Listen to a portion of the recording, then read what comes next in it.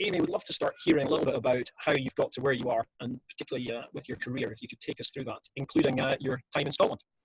Yeah, absolutely. So starting before that, I was born in Fairbanks, Alaska.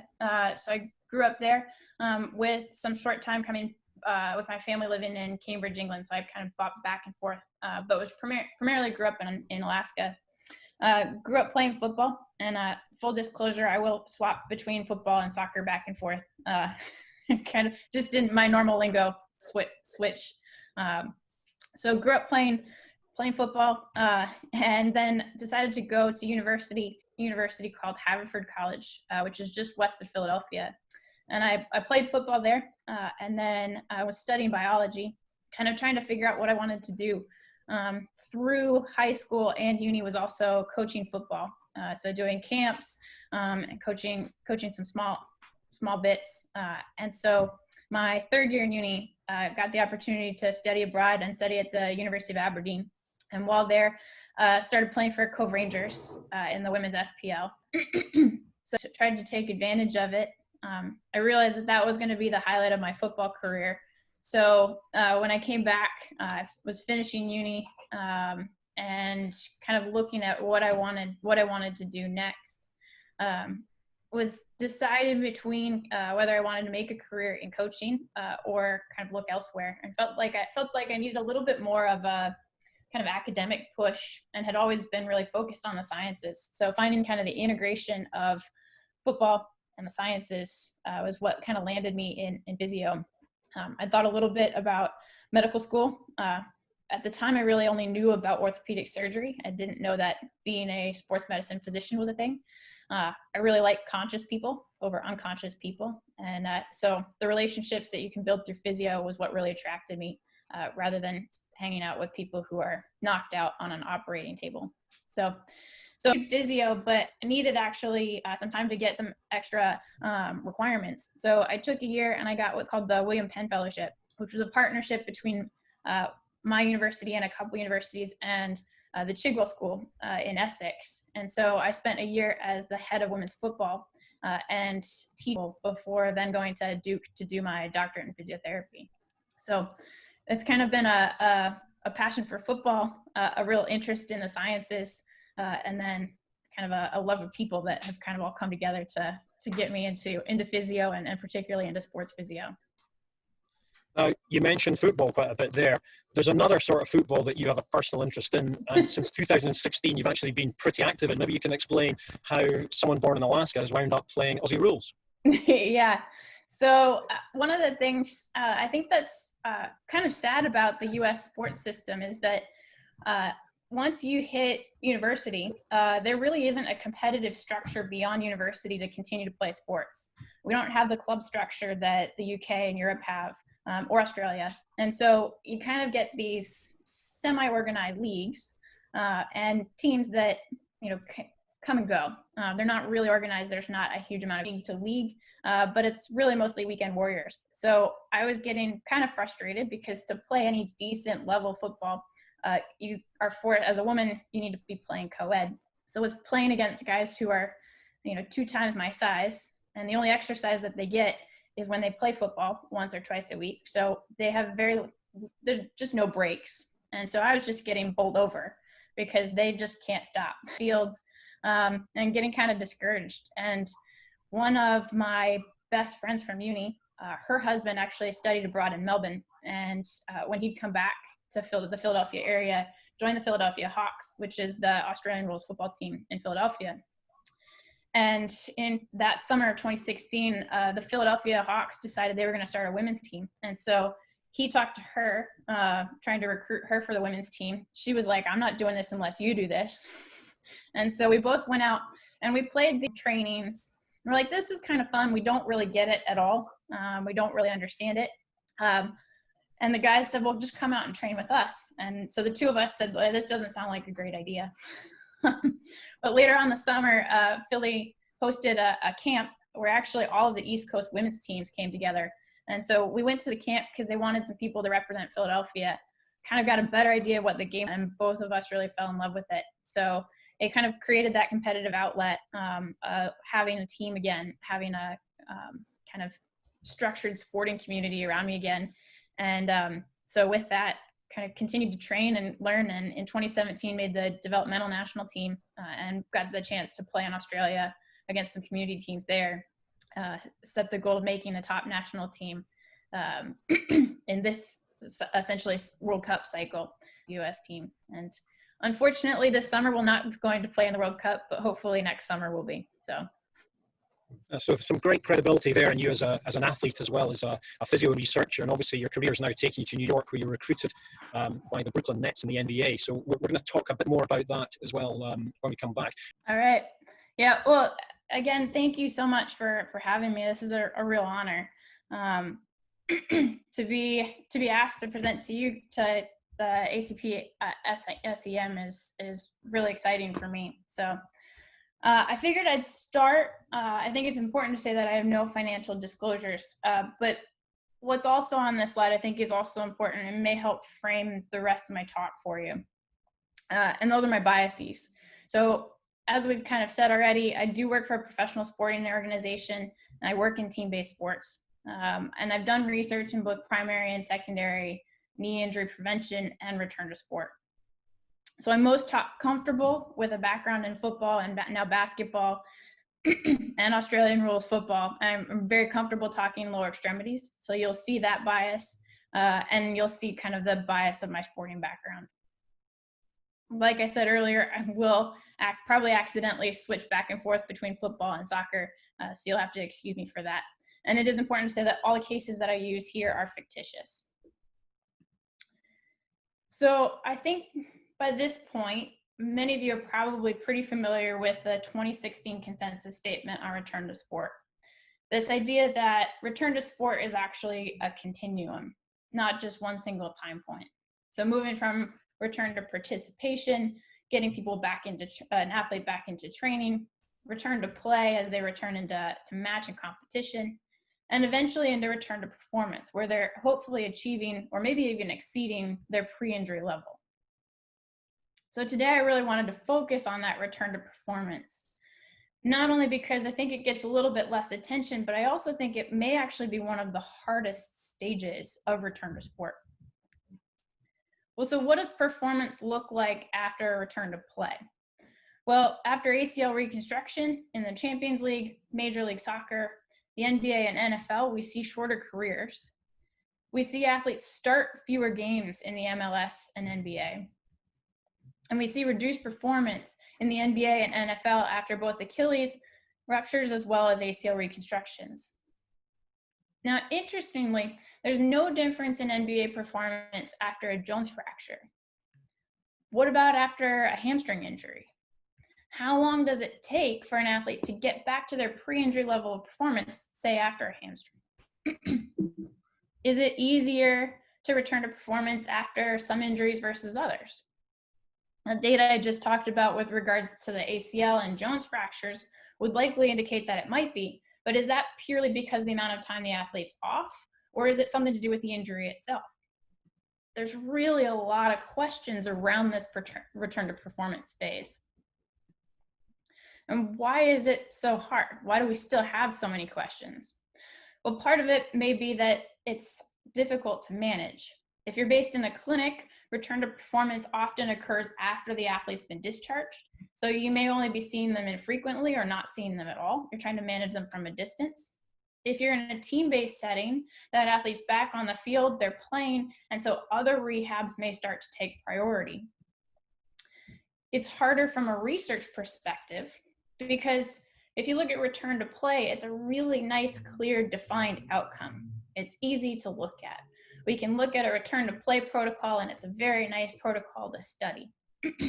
Once we start to get into return to performance, we're looking at a return to pre-injury level, which requires a baseline to define. And we may be looking at metrics or variables which may be really individualized to the athlete. So it's not as clean cut a study as, say, a return to play is.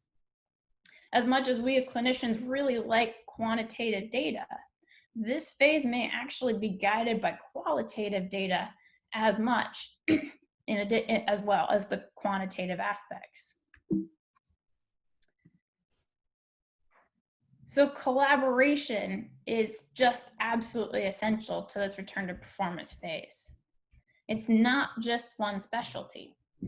Return to performance doesn't fit neatly in a physio box or a sports science or a strength and conditioning or a coaching box. It really requires the expertise of everyone. We really all have to be working together. So the circle around each athlete is going to look different, both based on the athlete, the sport, the setting. Regardless, this collaboration is absolutely necessary. But because it's not in one specialty, it's also more difficult. The control and the oversight gets changed a little bit from the previous phases. As physios, we might have a really big role, might have more control over return to participation, return to play. In return to performance, we may be taking a little bit of a step back. Now, that doesn't mean we're taking a step back and a stepping away. Our skills are still very, very important, but we might not be the key person doing all of the oversight. It's going to be really shared oversight. So with that, communication becomes very important, and a common language becomes essential. Making sure that you're all talking about the same thing and that what you say is being understood. What someone else says is being understood by you. And having clear expectations from all stakeholders of what the goals are, what the expectations are, and what you're working towards is essential. Now, ideally, those are set out at the beginning of rehab, because by the time we get into return to performance, it can be really stressful to figure some of those out. Now, how do we know when an athlete's achieved the pre-injury level? Well, I'm going to categorize it into kind of two pieces in looking at monitoring and key performance indicators. And so I define those as monitoring being the variables that we're looking at between matches, and the KPIs being the things that we're going to look at within a match. So if we start with monitoring, I think an easy place to start is with the StARRT Framework. And many of you may be familiar with the StARRT Framework from looking at it in the return to play realm. The framework was originally developed in helping people break down and look at what are the risks and what's your risk tolerance when it comes to return to play. You may be using these as you're designing your return to play criteria. But this framework, I think, then still holds value and can be a really good guide when it comes to deciding what you're going to monitor. So I'm going to use two examples throughout this. The first is Chris Middleton. So Chris is a 28-year-old NBA player. He's in his 8th season in the NBA. He's considered a small forward or a shooting guard, and he's quite successful. So he's been an all-star for the last 2 years. He's 24th in the league for three-point shooting. He's 3rd in the NBA defensively. And from a physical standpoint, he's considered both capable and quite active on both offense and defense. And the other example I'm going to use is going to be Maddie Prasparkas. Maddie plays Aussie rules football. She's 19 and in her 2nd AFLW season. So Maddie's an on-baller. So in football, this would be equivalent to a central midfielder.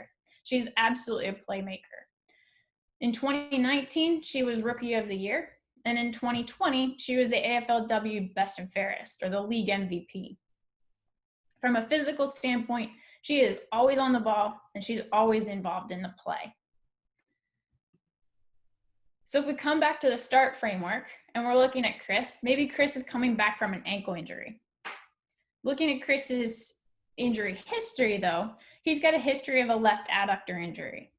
So looking at the StARRT framework, looking at the tissue health aspect, in that return to performance phase, are we actually also monitoring his adductors as part of those variables that we're looking at? Is that something that may be important to us to keep track of in how he's responding to being back on the field or back on the court? Maybe in his rehab, we've used a counter movement jump, maybe a counter movement jump on force plates. That's been a functional test that we've used throughout his rehab. Maybe we've even trained him on it.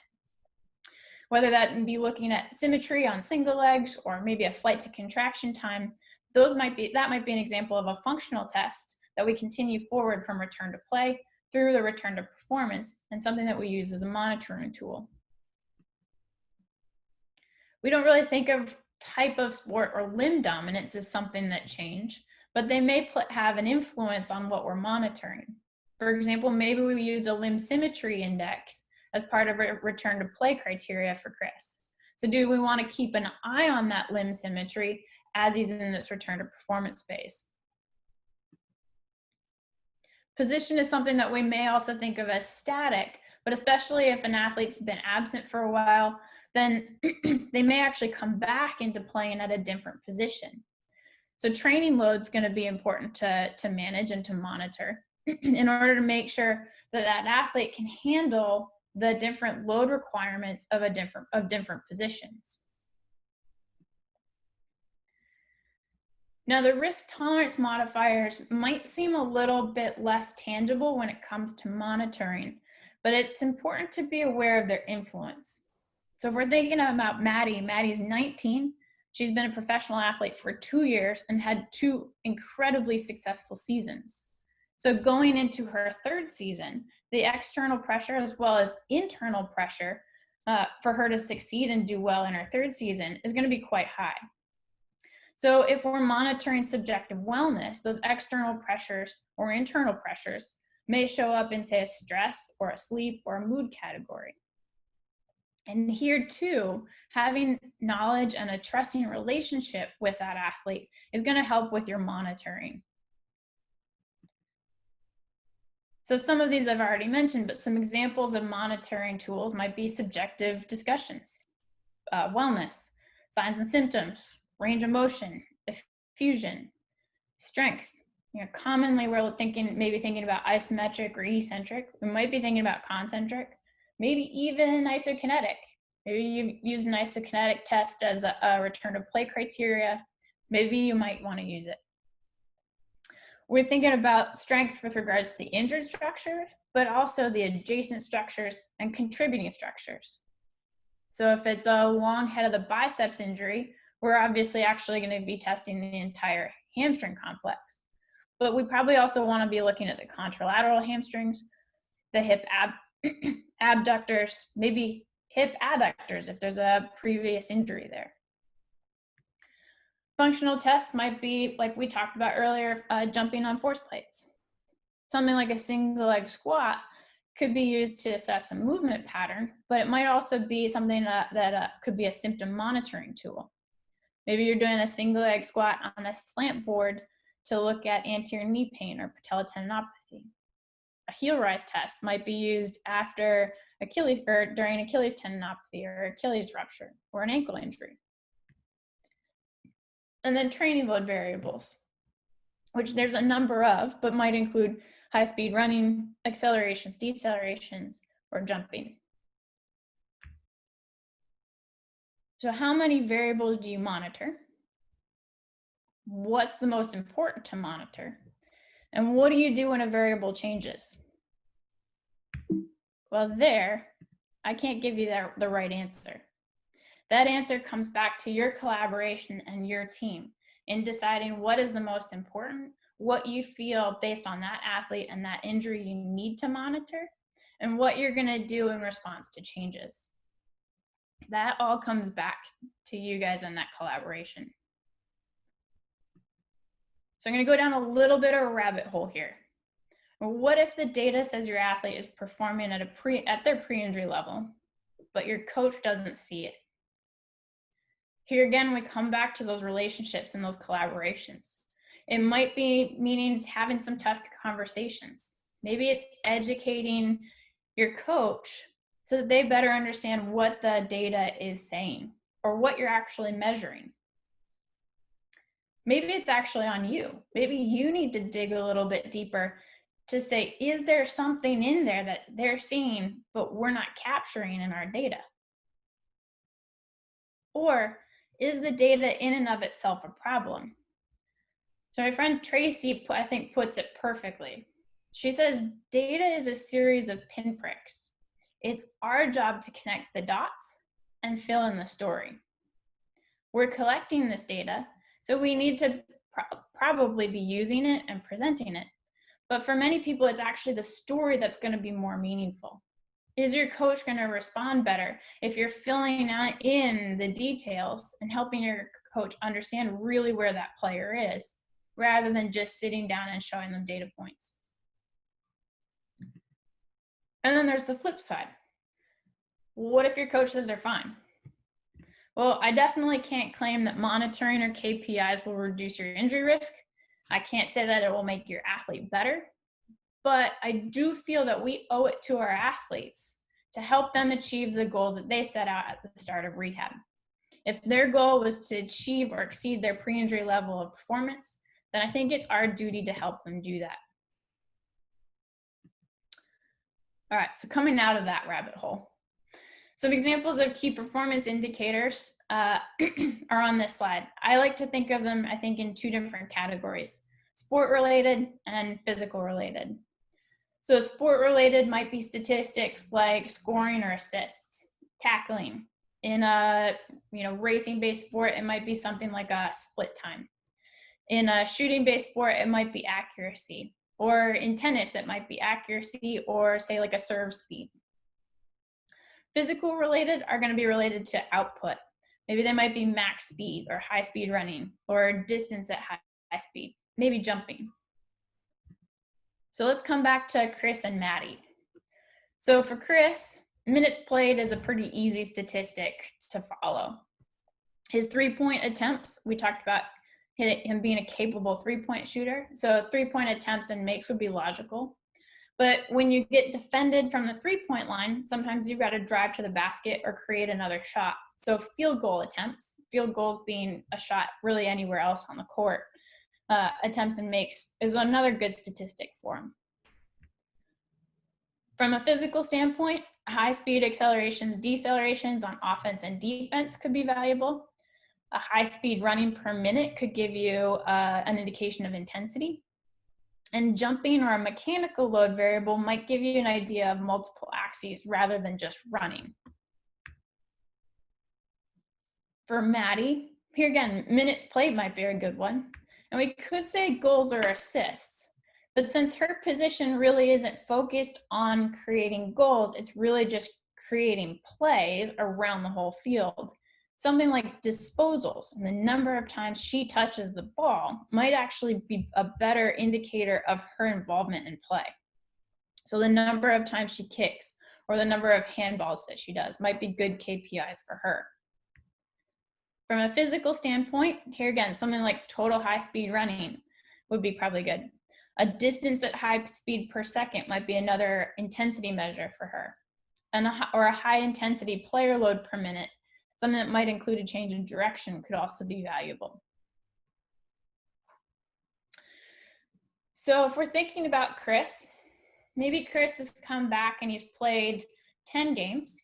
If we're looking at his KPIs, his 3-point attempts are above his pre-injury level, but his total field goal attempts are actually below his pre-injury level.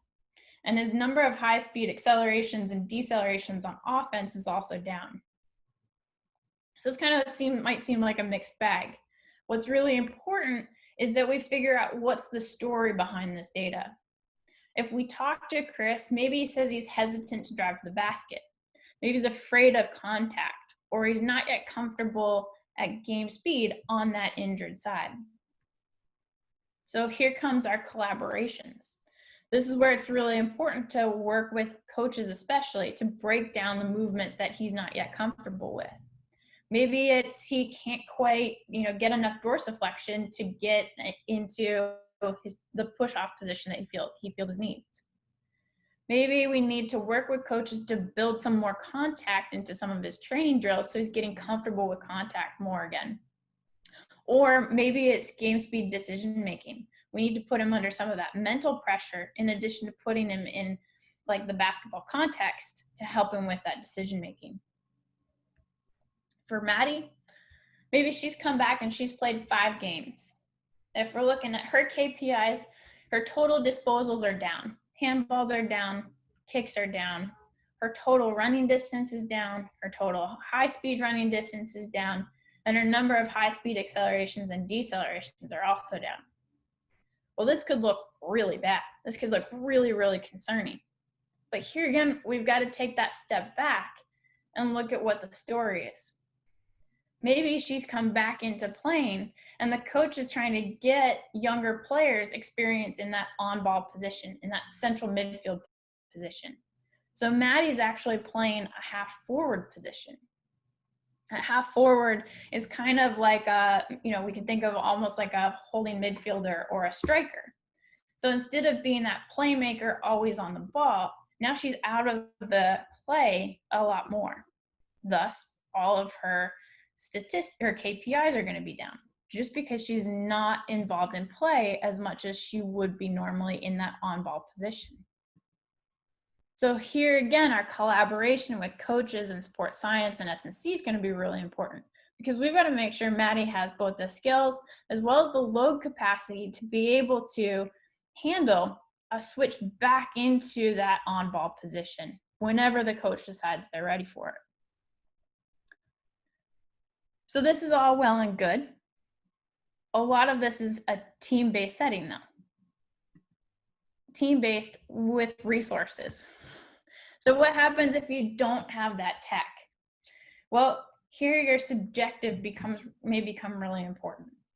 Something like an RPE could be really valuable, as well as self-evaluations. In some ways, that self-evaluation may be even more important than a coach evaluation. And it might be an opportunity for you to start collecting some objective data. Maybe it's recruiting parents or friends or injured teammates to help collect some information, some statistics. Now there's lots of apps out there. The two here are for football and for basketball. And you can start easy. Start with minutes played or goals and assists or number of touches and play involvement. These are some easy stats that will give you information on your player's performance. What if you don't have any baseline? Well, normative data can be really helpful if you don't have baseline. But unfortunately, there isn't normative data for every sport, every athlete, every variable, every position. So here again, our collaboration becomes important because what are those expectations? What are the expectations of that athlete? Again, ideally, we've set those at the very beginning of rehab, but making sure that you've got all stakeholders involved, making sure they're realistic, and deciding what's most important is going to be crucial. So from here, we'll switch gears a little bit. We've talked about monitoring and key performance indicators, ways that we can kind of track what's going on during this return to performance phase. What about if we ask how long is the return to performance stage? Well, my best answer is as long as it takes, which isn't very helpful, I recognize, but it's likely going to be influenced by a lot of contextual factors around the athlete, the injury, the things that we might have talked about or thought about in that StARRT framework, as well as intervening events. I think a good example for us in the NBA is we play back-to-backs. So 2 games in 48 hours. If we've got an athlete coming back to play, we're likely sometime in their first 3 weeks back, going to play at least 1 back-to-back. So we might be comfortable having released our athlete back to play when they've got a day's rest afterwards or a day to recover. Are we comfortable with them playing 2 games in 48 hours? Are we comfortable with them playing 3 games in 4 days or 5 games in 7 days? So this is where our monitoring and our KPIs become really important, but they're contextual factors that are going to affect how long it takes for that athlete to get back to their pre-injury level performance. Can we shorten the return to performance stage? Well, here I'm going to do one of the most infuriating things, which is answer a question with another question. Does an extended return to participation phase shorten the return to performance phase? Well, we know the odds of injury are highest in the first week of return. And if we actually look at that first game back, the risk of injury is 87% higher than the average seasonal match injury rate. So that first game back, they're at a huge risk. That first week back, they're at a very big risk. But the odds of a new injury actually decrease with every training session that an athlete participates in before play. So the more training that they can do before they go back to play, the lower their injury risk is going to be. That would indicate that an extended return to participation phase could shorten that return to performance. For every week that athlete continues to play after they've returned, or continues to compete after they've returned to play, their odds of injury decrease. Now, they don't go back to baseline, but that says if we can keep them playing, then their odds of injury are going to go down. Their likelihood that they're going to be able to achieve their pre-injury level of performance is going to be greater. So how do we actually go about shortening the return to performance phase? Well, as physios, we tend to focus here. This is where our training is. This tends to be where we focus. So theoretically, we may already be optimizing these three. Now, given the research on athletes passing return to sport criteria, we might actually have a little left to do here. But if we're setting good criteria, and in an ideal world, I'll emphasize in an ideal world, we're able to hold our athletes to achieving those criteria before they return to play, then maybe we've maximized these components. Maybe. So do we need to focus elsewhere? We prepare our athletes for the worst case scenario and the demands with regards to load. But are we doing enough, and are we starting early enough when it comes to the cognitive loads and demands? In particular, thinking about decision-making, mental fatigue, and perturbation. So if you're this athlete in the middle, you're coming back from injury.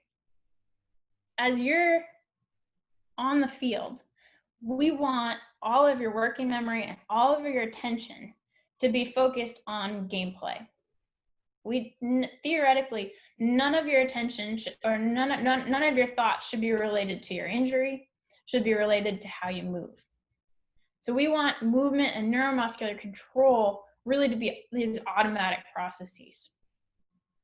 So motor learning from the very beginning needs to make movement unconscious.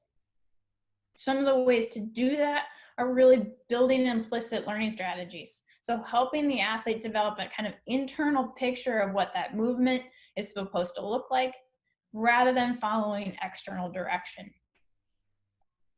Creating differential learning means kind of facilitating variation. So even in a repetitive task, say we think about rowing, in 500 rowing strokes, no two strokes are going to be identically the same. In rugby, no two scrums are the same. So why are we doing movement and neuromuscular control exercises the same? Why does every single leg squat have to look identical? Should they? So now obviously we were thinking we want to train this quote unquote ideal pattern. And then based on what I just said, we want that pattern to kind of be internalized by the athlete. But what if we give the athlete the outcome and they have to derive the variation? So it's COVID, so you're not going to get any videos. You get to deal with my animation, which my animation skills is, we'll leave you to be the judge of that. So maybe we're talking about single leg balance. Single leg balance could be the most monotonous task. But what if we help the athlete or give the athlete the driving seat and help them build some of the variation?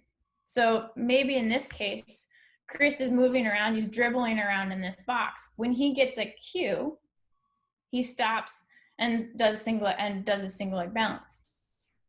The key though is that he can't get into that single leg balance position in the same way twice.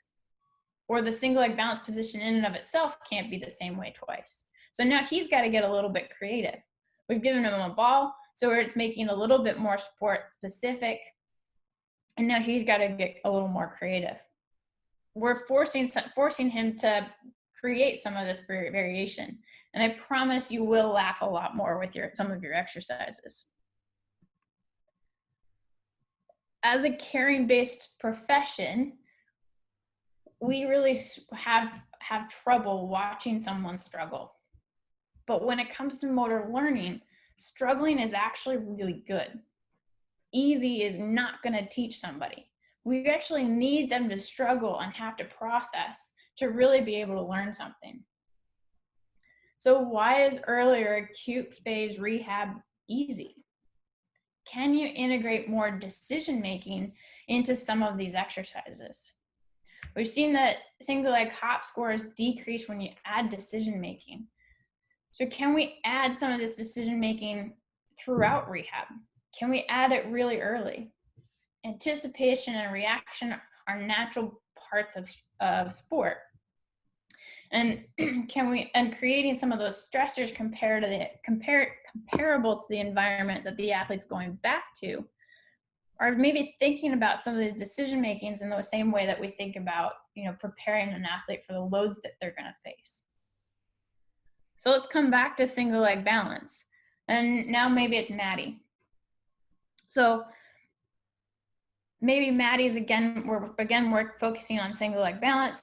Our physio is going to pass Maddie the football and then move towards her, starting to put some pressure on her. As that's happening, our coach is moving around, and Maddie's got to look to find the coach and pass the ball off accurately to the coach before the physio gets to her. So now we've created a safe non-contact drill, but there's timing pressure. She's got to execute a skill accurately, and she's got to visually scan to find where that coach is. So starting to make it a little bit more sport specific in a really pretty easy exercise. Now, unfortunately, again, I don't have video, so you're gonna have to deal with just a picture. In this case, the guy in gray is gonna be an offensive player. Our rehab player, maybe this is Chris, is in black.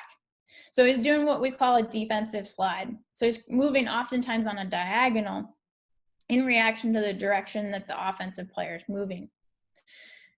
This could be, we could make this even a single leg balance drill. So as the offensive player moves forward, the rehab player has to react to them in moving with them. When that offensive player stops, that the rehab player has to stop in single leg balance and then react again as they start moving again. So now we've got a really sport authentic cue. Our rehab player is reading the offensive player's hips, which is the cue that they are likely going to be following in a game. So decision making and reaction, but in a sport specific type way. And here too comes our collaboration. Can we integrate our athlete into training drills really early?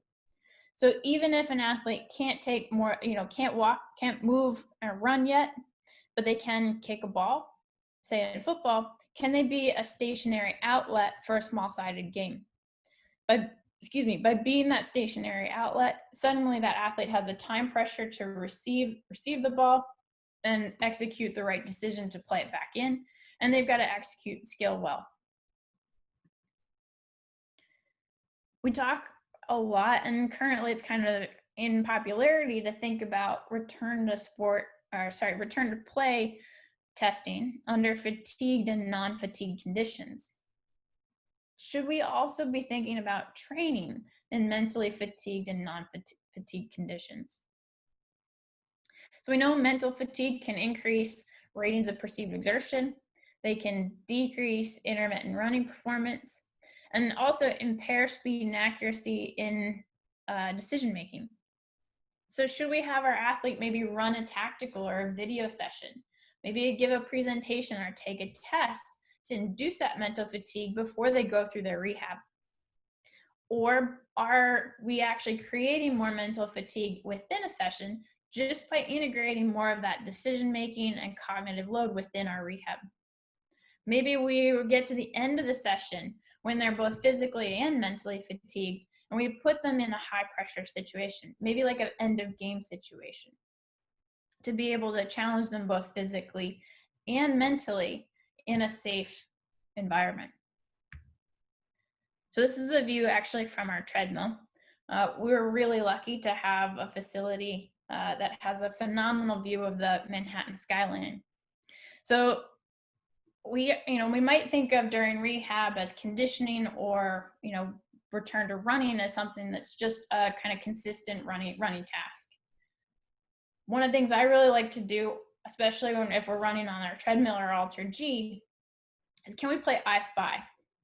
So suddenly our athlete isn't just running, but they've got to visually scan, ask questions, or answer questions about something that they're trying to find within what they can see. Maybe we give them math problems to solve, or sometimes we've even actually put up a screen and had them commentate a game. Something that makes what could be a monotonous task have suddenly a little bit more of a cognitive challenge. And then thinking about perturbation. So visual and auditory perturbations are thought to potentially contribute to non-contact ACL injuries, part of their mechanism. And indirect contact injuries are known to be contribute to ACL injuries within football. So can we add physical, auditory, and visual perturbations maybe earlier on? In acute phase, it's maybe think about more PNF, or during, say, static exercises, all the way to integrating contact into later phase drills. Auditory perturbations might be varying the music that's getting played, different auditory environments, or sudden noises. Visual could be messing with someone's peripheral vision. We have, if someone's working on free throws, say in our arena, maybe somebody else is running through the bleachers behind them. These are all things that might just add a little bit extra to what we're doing and maybe help during this return to performance phase. And it shouldn't just be us as physios.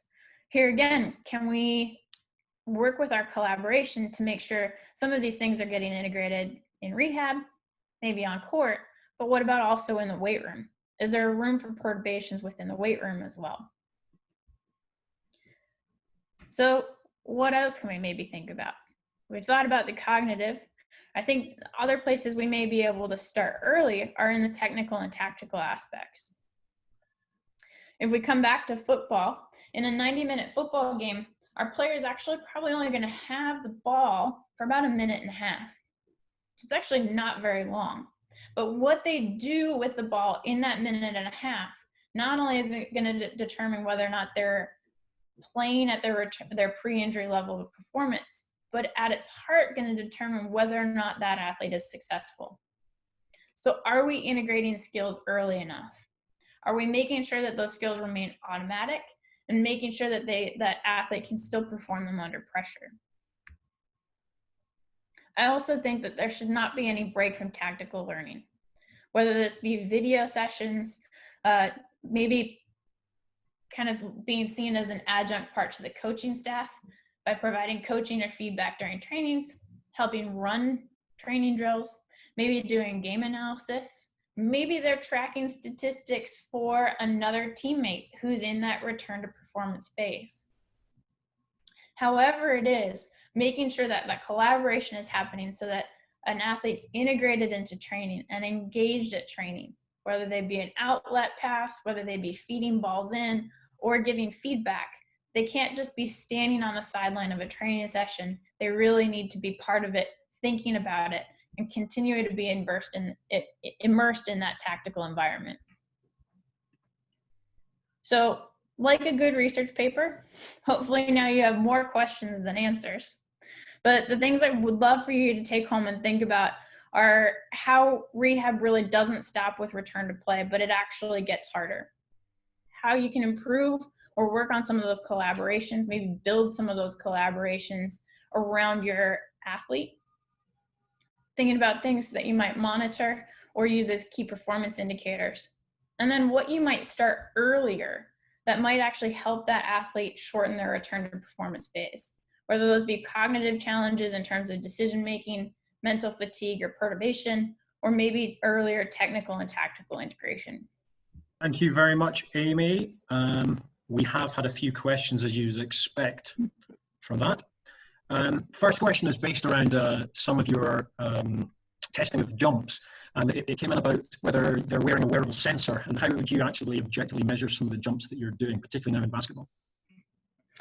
Yeah, so I think there's a number of ways that you can do that, whether that be maybe a little less sports specific in terms of force plates or video analysis from a kind of more movement perspective. Or some of that could be wearables, whether those be like accelerometers, maybe IMUs, so something that's focused on the like tibial accelerations, maybe or even kind of a more general accelerometer, something like a Kinexon or a Catapult, that's giving you information both about, say, horizontal, but also some of the vertical components to an athlete's movement as well. So I think there's a lot of different ways to look at it. And like I said, some that are going to be authentic to the movements that they're doing, say, on court or on the field, some a little bit more abstract, kind of maybe more lab, we think of, say, gym-based, but both can give you good information, I think, about how an athlete's moving. And then it just comes down to what are the things that you feel are really important for you specifically, given that athlete or your team or your situation, to then be looking at. And do you have a difference in the way of measuring for NBA, for basketball, for example, than you would have done in football when you are talking about being quite specific to the sport? When it comes football to basketball, it was something that was quite surprising to me coming in, is there's actually a lot of similarities. So actually, when we look at like the injury profiles between football and basketball players, your big joint injuries are going to be ankles and knees. Soft tissue tends to still be hamstrings, a little less adductors in basketball than you get in football, and a little more low back in basketball. But from an injury profile, they actually look pretty similar. And so with that, I think there's a lot of similarities in how I think and what we actually do when it comes to football compared to basketball. Coming in, I had thought a lot more upper extremity injuries. I thought is an important aspect to basketball, and it's something that we do think about, but we also have to think about in game, they're doing a lot of running and a lot of cutting and pivoting, and actually maybe more of that than actually the jumping itself. And have you seen any major differences in the approach to the return to performance phase in Europe compared to what you're seeing in the States, if we look more geographical than actually just sporting? That's a good question. I think part of it comes down to resources. Traditionally, there's differences we'll take kind of group Australia and Europe, Australia, New Zealand, and Europe together in having kind of, I'd say, a more well-rounded performance team, kind of a more interdisciplinary performance team. And so with that, maybe a more holistic look at the athlete. The traditional US setups, kind of an athletic trainer and an S&C, and maybe an orthopedic surgeon makes up that performance team. So just the resources that are available, which then further allows you to really be able to look at some of these return to performance phase pieces, I think are traditionally a little bit more available. And so with that, looked at more, say, in that kind of those Australian, New Zealand, European models. It's starting to happen in the US, but if you're a staff of, an athletic trainer and an S&C, and you've got 25 players, your attention to being able to focus on those return to performance pieces is a lot harder. So a lot of it can be resource driven, and then I think awareness and knowledge driven. So I do think is ahead. I think that's where you see a lot of this research coming out of, but the US, I think, is starting to catch up. I was really interested when you were talking about mental fatigue in a safe place, and in inducing a cognitive load and really quite early on. Is there going to be more of a place, do you think, for virtual reality in this form of decision-making, anticipation, reaction, and stressors, alongside possibly the tactical learning aspects where you could be collaborating with a coach, for example, if the program would allow it? Yeah, I think there could be. Some sports I think kind of lend themselves to it a little more than others. We see the driving sports, right now they've fully returned to play in a virtual environment. So some of those are easy. We see virtual reality used a lot in the NFL. But in the NFL, really everything is play driven. So say a quarterback is really actually only looking at 3 to 5 cues that will actually determine an entire play. So they can go through an entire playbook in virtual reality and train that way. In more free-flowing sports like basketball or football, handball, netball, I think they're a little bit harder when we try and implement them because you're not looking at specific scenarios.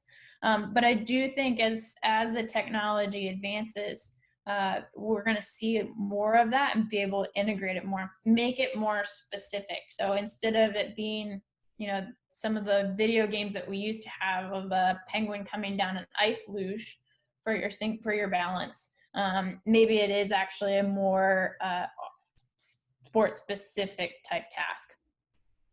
And that follows nicely. We've got a question in here about how important is it for you to achieve the classic milestones that are described often in papers, and achieving some of the jump, run, sprint, bodyweight workouts. How many of those do you think are really important before you move into some of these more cognitive task-based or free practice sessions? You broke up a little bit there, but I think the question was how important is it kind of you achieve milestones before you start to integrate some of these things in? Is that it? Yes. Okay. So we're thinking of as milestones.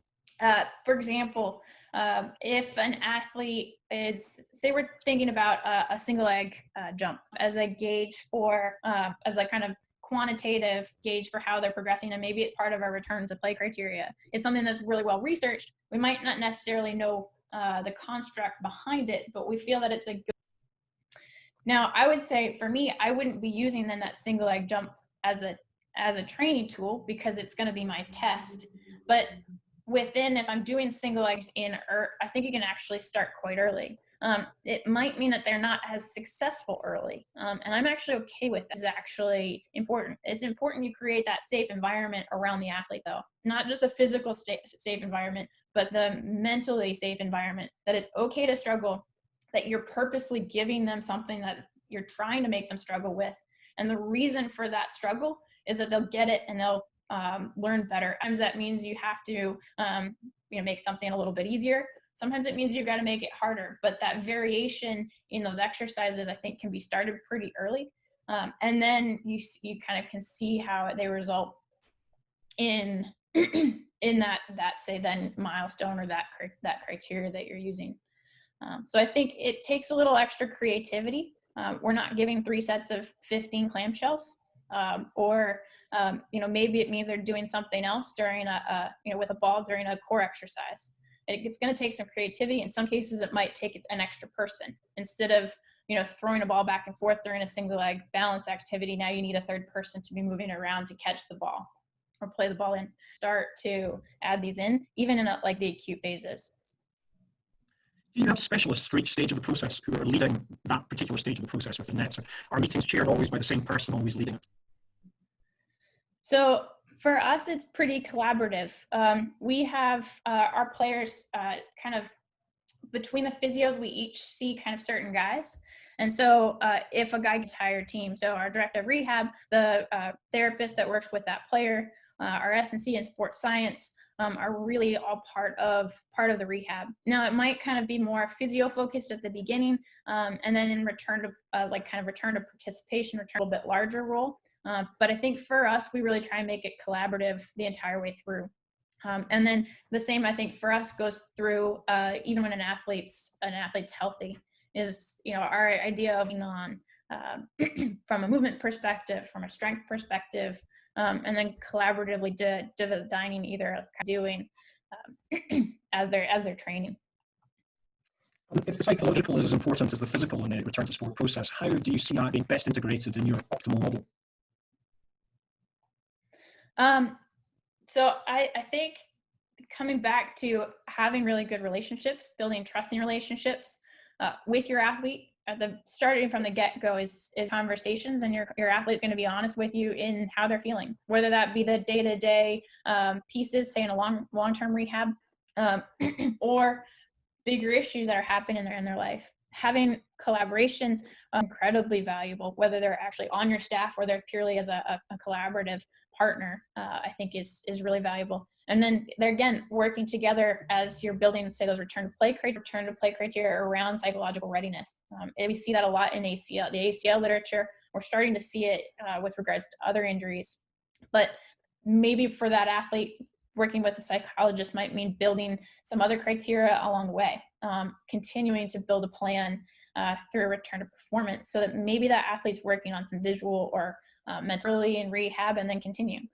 Maybe there's some mental rehearsal that they're doing going into games, and they're starting to practice that during return to participation, return to play, and then return to performance. So maybe there might be some both kind of cognitive, psychological pieces that you can build, as well as in like complementing those physical development standpoints. You publish widely in ACL rehab after reconstruction. It's notable in some of the work that you publish that there are very few hamstring grafts within the populations often. Do you see that as, again, being geographically different? And do you see any gender differences with graft selection and repair that might influence decision making? Yeah, I've definitely, I think you can see it in the literature, but then I've also kind of seen it experientially, that there definitely are geographic differences. If you look at, say, the registry data in Sweden and Norway, they tend to be pretty hamstring dominant. If we're stateside, patella bone dominant. There's some places that are very hamstring dominant. I think a lot comes back to, at least here in the States, a lot comes back to the surgeon, what they do most frequently. I do think that there is some consideration towards male versus female, maybe some considerations based on sport. Do we want to take a hamstring from a young female soccer player? They're hamstringed in the ACL prevention standpoint, and her hamstrings are definitely going to be needed from a sporting standpoint. And maybe that goes for male soccer players too. But I think there is still a lot of variety and not really any standardization for what goes into that decision making. I think, at least here in the States, a lot of it is really surgeon dependent. In terms of the work that you've done looking at preventative programs, you published in FIFA 11 plus programs, looking at female athletes again compared to males, and you're now in a position where you are specifically looking at biomechanics. Can you give us any thoughts regarding the 11 plus and its impact on biomechanics and your thoughts on the program? Yeah, so I think the 11 plus is a really valuable program. I think we see it used more in populations, and I think some of its real value is in teams or for athletes who don't have a ton of teams, that don't have strength and conditioning or sports science or physio or medical support. Maybe it's just a coach, or maybe it's part-time medical support. It's a tool that coaches can implement or players can implement, whoever. It's an effective program. We've seen in multiple populations, whether it be the 11 plus or say like knot control from Martin Haglund and Marcus Walden in Sweden. We know some of these, we'll call them off-the-shelf programs, are effective if they're done on a regular basis. With that said, so that it's done on a regular basis, but also we have to understand that we don't really know necessarily the mechanism by which they're preventing injuries. And they may actually have a different mechanism for different injuries, for just the incorporation of the Nordics alone. For ACL injuries, is it just the jumping component? We don't really have a good idea of the mechanism overall, or maybe the mechanism for specific injuries. And does the 11 plus change biomechanics? And what we found was there probably wasn't a systematic change in biomechanics, at least in looking at the drop jump. Now, one of my lab mates is actually currently writing her dissertation. She measured 6 different tasks. So I looked at the drop jump. She'll be looking at the cut and a deceleration. Holly Silvers looked at the step down. This is a kind of a collaborative drop jump. It's a task that has been used quite commonly in literature. Is it necessarily the best task? It's a good question. It's certainly not sports football player jumping off a 31 centimeter box. They might be jumping up for a header, but they're not coming off a box. So it's not necessarily sport specific. It's a bilateral task. Into football, there's probably some limitations. And we also looked at this in collegiate players. So our players were 18 to 22 years old. From the prevention literature, we know that kind of the big changes and big impacts of some of these range. So it's also possible that if we'd done the same study in younger players, we might have seen more changes. So I think it's possible that it changes biomechanics. It's also, a change in biomechanics might not be the specific injury prevention mechanism as well. And there was a paper in 2018 where you looked at secondary ACL injury, men and women, and you had data on the men. I'm just wondering if you've now had a chance to look at the data on the women for that 2-year follow-up period. Yeah, that's actually one of my lab mates, Jessica Johnson, actually.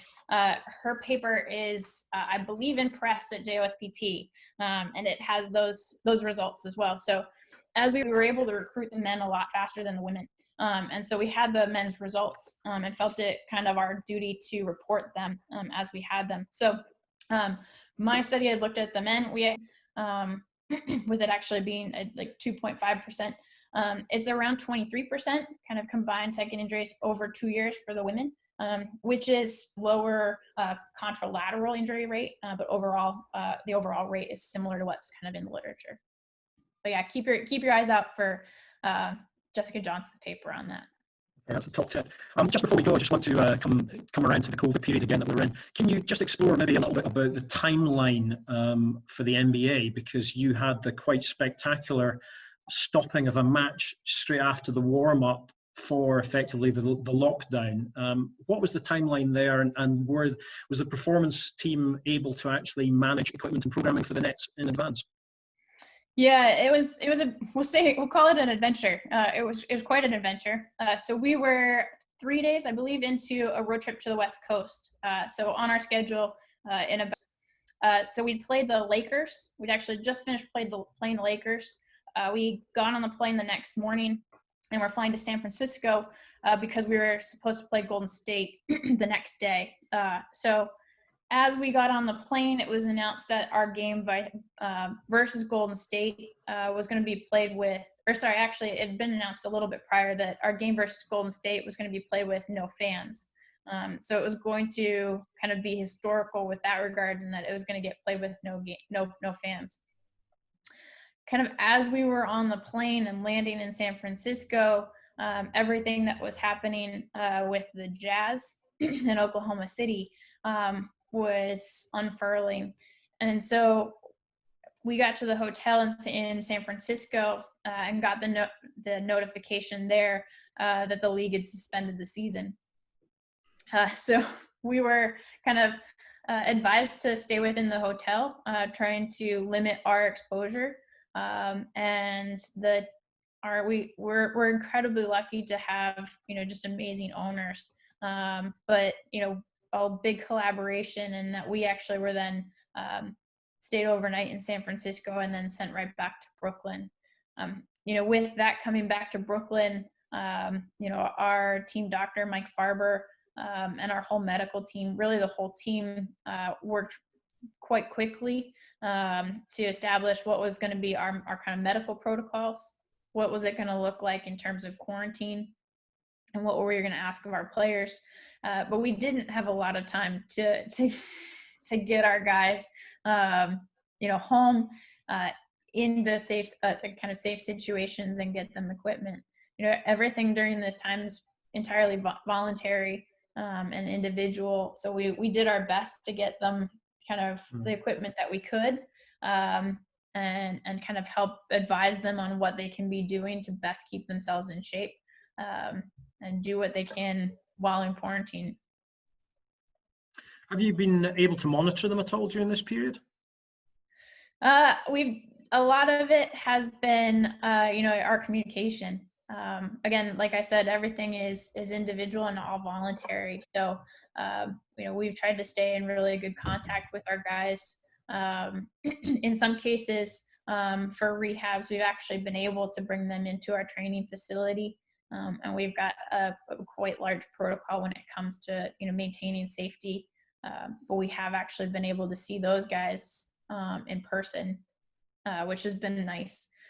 But a lot of it comes back to, communication, a lot of telehealth, and a lot of, just checking in on, how you doing, how are you handling, being cooped up in an apartment, or, how's everything going with your family. Those pieces, I think, have been as important, if not maybe more important, than the physical outputs. And for the staff as well, I guess, have you been able to monitor that? Has there been more of a program of examination of staff stress and concern? We haven't necessarily objectively measured it. We actually talked about it, but I think we've from the very beginning, our co-heads of performance, Les Gallus and Dan Meehan, and our GM Sean Marks, kind of implemented really regular meetings. So we've had Zoom meetings 3 times a week since the very beginning of quarantine. So we've stayed in actually pretty close contact, I think. And then that's also been bolstered then by, reaching out to each other and kind of individual conversations. Liz and Dan have been, reaching out to each of us staff members pretty much every week, in addition to those meetings, just to kind of check in on all of us. So we've had pretty close communication throughout. And in your time working as a physio in sport, have you seen a shift in women working in pro sport in particular? Do you think that's becoming more normal as sport becomes less chauvinistic, or part of a wider diversity, or do you think there's still a significant problem and challenge? Yeah, I think it's a good question. I think my career's, relatively actually short. From what I see in the NBA, I really do think that there is a change. There's an emphasis on diversity. I work for an organization that diversity is absolutely paramount. It's part of our culture, and it's part of the things that we talk about on a regular basis. We last night had a meeting that was really heartfelt and had some really tough discussions related to what's going on here in the U.S. right now. But diversity as a whole is a priority. Fostering that diversity, maintaining that diversity. And so whether that be racial or gender, sporting background, that's really a big focus. And so I've felt incredibly supported within the Nets organization, but then really across the league. There are things that are still changing. It was this year that the NBA made a policy that each arena has to have a bathroom that's dedicated to female staff. You would think that would be, something that we don't necessarily need to write down, but they did, because there were arenas where we'd actually be walking around into the kind of stands to get into a bathroom. Now, ironically, we still sometimes do that because our coaches take over the women's changing room. So we kind of laugh at those things. I think those are the signs of also progress. But just looking at the makeup of performance teams, each year there's more and more women in the NBA, which I think is really positive. I think the NBA is in many ways leading with that regard. If you look at the number of coaches, the NBA there's 11 female NBA coaches. No head coaches, but when it comes to assistant coaches, there's 11, which I think is fantastic, and a lot on performance teams as well. So we're starting to see the change. So I honestly, I don't see myself in any way as a pioneer. I wasn't the first. I wasn't the first at my organization. I'm not the first in the NBA, but I do see it as my responsibility to make sure that women coming into the league feel supported, and women coming into the league, or any league, that I can be a resource for. So. Well, I just want to thank you for coming onto our online education program today, sharing so much with us in terms of the presentation, but also your experiences and your research in general, which has obviously now been going on for quite a few years, so you're building up so much of a reputation for that sort of knowledge base that I think we want to be tapping into for years to come. So on behalf of Physios in Sport and this UK ACPSEM, I'd like to thank you, Amy, for participating. We've had a lot of people coming through and just sort of apologising that they might have to go, but thanking you especially for the presentation and for giving them a lot of food for thought. So hopefully we'll be able to do it again sometime and maybe see you in real life as well as virtual, but it's been fascinating, great listening to you. So thank you very much for coming on. Thank you so much for having me. It's really been special. Great. Okay. Thanks everyone, and hopefully you'll come back and see us again online next time.